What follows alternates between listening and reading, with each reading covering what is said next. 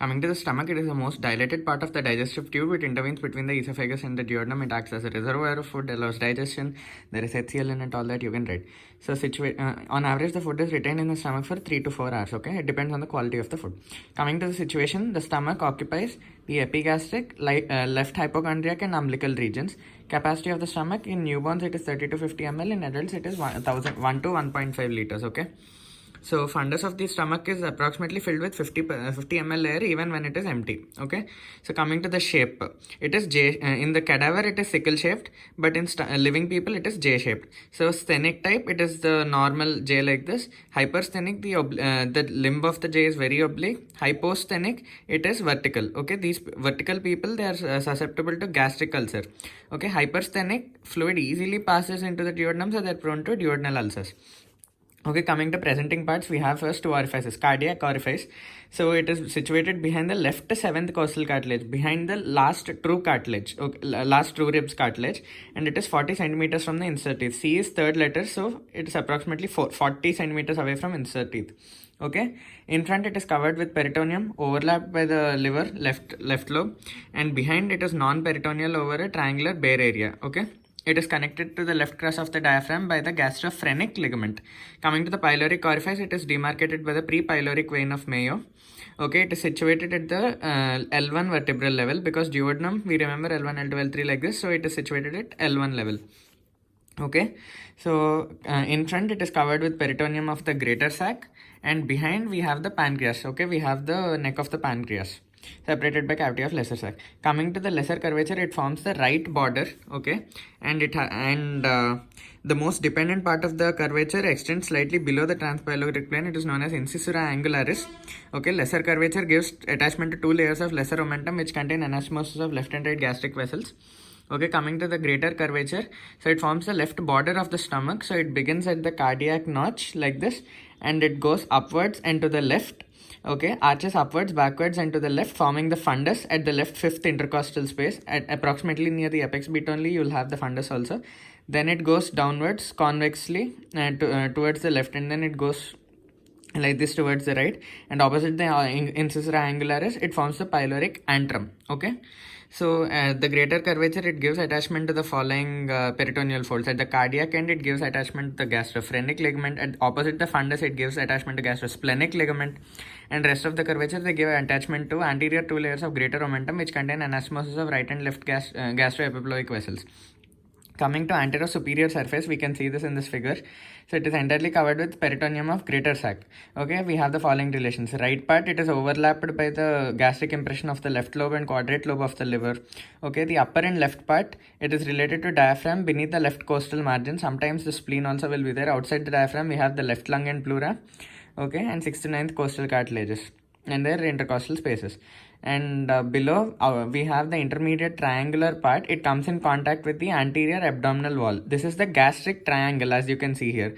It is bounded towards the right side by the liver, the lower border of the liver, on the left side by the left costal margin, as you can see here, and below by the transverse colon. The importance of this gastric triangle is that directly it comes in contact with anterior abdominal wall. So in gastrotomy operation, when there is esophageal obstruction, the gut tube, the artificial tube, it is introduced into the stomach through the gastric triangle. Coming to trough space, which is another important point regarding the anterosuperior surface. So it is a topographic area overlying the fundus of the stomach, and it is tympanic on percussion. So the boundaries are: above we have the lower border of left lung, below we have the costal margin, on the right side we have the liver, lower border of left lobe, and left side we have the spleen. Okay. So coming to posterior inferior surface, it is covered with peritoneum of lesser sac except the bare area, and it is related to the stomach bed. Okay. So what are the structures forming stomach bed? We have the left crus of the diaphragm, we have the left suprarenal gland, then we have the anterior surface of left kidney, then we have the splenic artery. Okay, splenic artery. After that, we have the anterior surface of the pancreas. Then we have the transverse mesocolon, and also the sometimes left colic flexure, and sometimes gastric impulsion of spleen also comes in contact with the stomach bed. Okay, we have fundus, body, and pylorus again. Pylorus, we have pyloric antrum 7.5 centimeters, pyloric canal about 2.5 centimeters. Okay, coming to the structure, we have serous cord, we have longitudinal, circular, and oblique muscles as well. Okay, coming to magenstas, it is a mucus gutter extending along the lesser curvature. Okay, so whatever food we ingest, all the fluid contents, they pass preferentially along this gastric canal or magenstas only. Okay, so that is why it is more susceptible to ulcer formation. And now coming to the blood supply, we have the left gastric artery.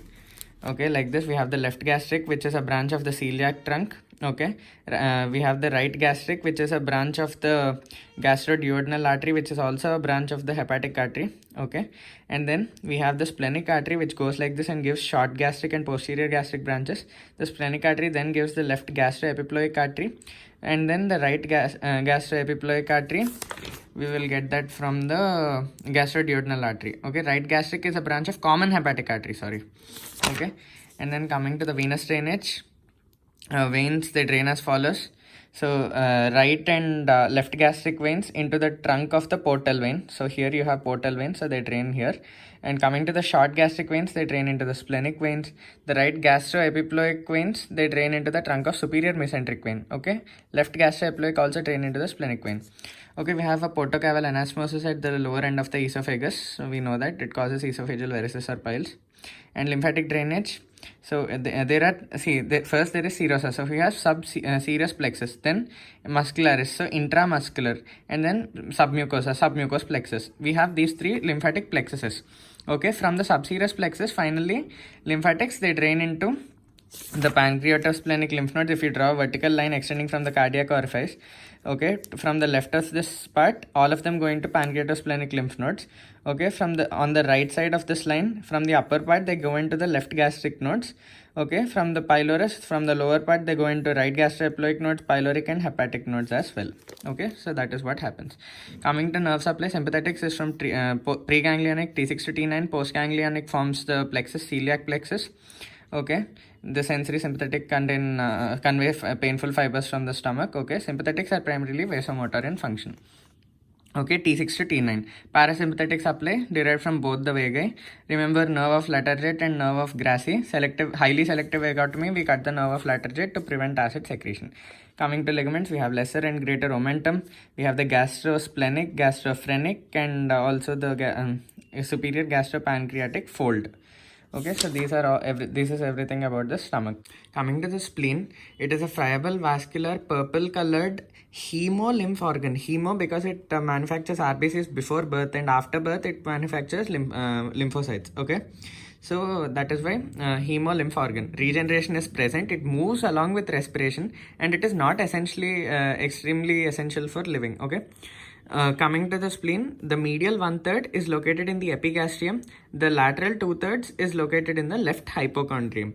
Okay, so coming to the shape, it is tetrahedral or segment of orange shaped. Okay, so coming to the dimensions, we need to remember Harris's dictum of odd numbers: 1 inch thickness, 3 inches breadth, 5 inches length, 7 ounces weight, and it rests against the 9th, 10th, and 11th ribs.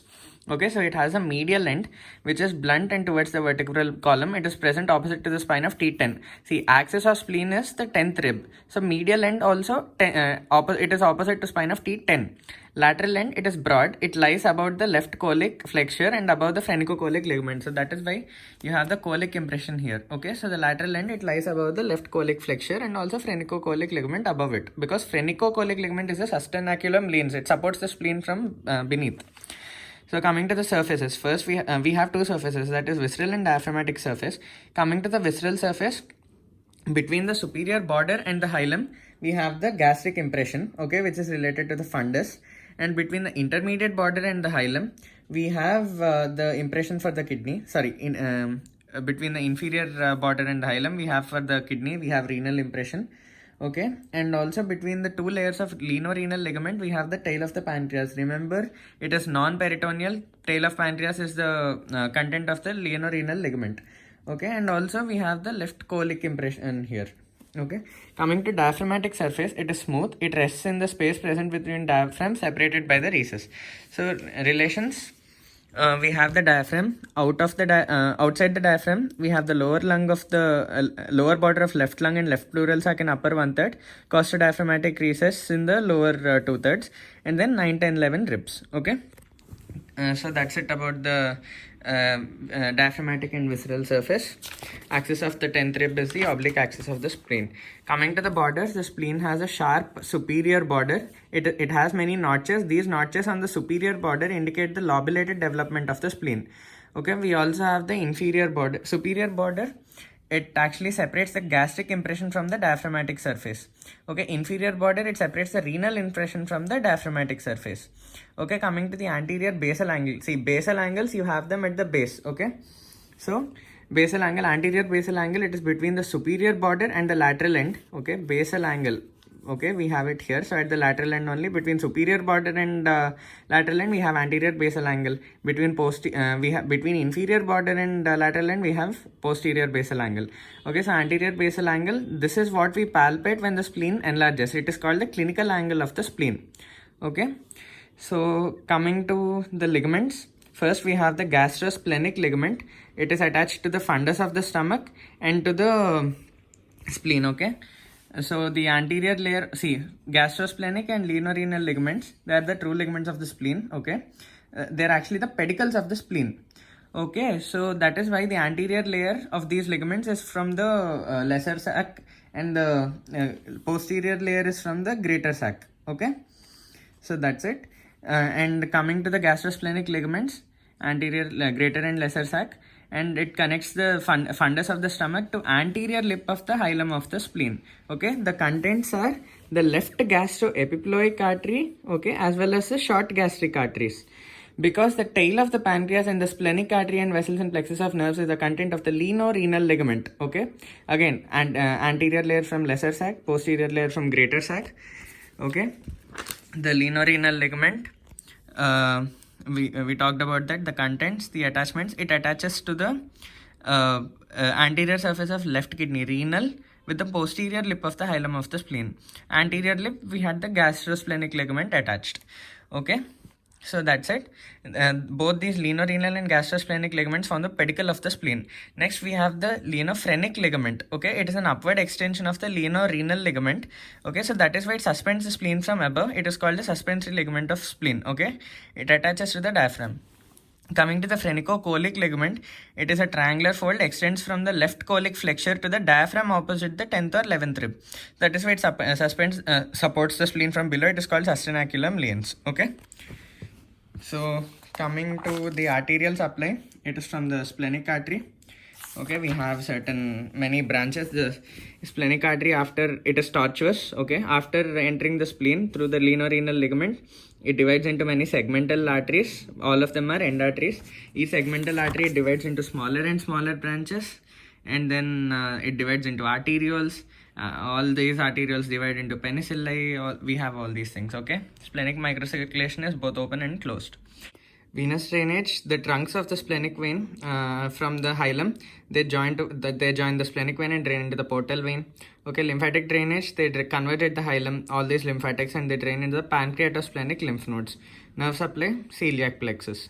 Okay, and coming to the applied anatomy. So in splenic rupture, while removing the spleen, while cutting the lienorenal ligament, we should not cut the tail of the pancreas, which is a content of the lienorenal ligament, because islets of Langerhans are present there in the tail of the pancreas. And moreover, the Kher sign, splenic pain is felt at the tip of the left shoulder.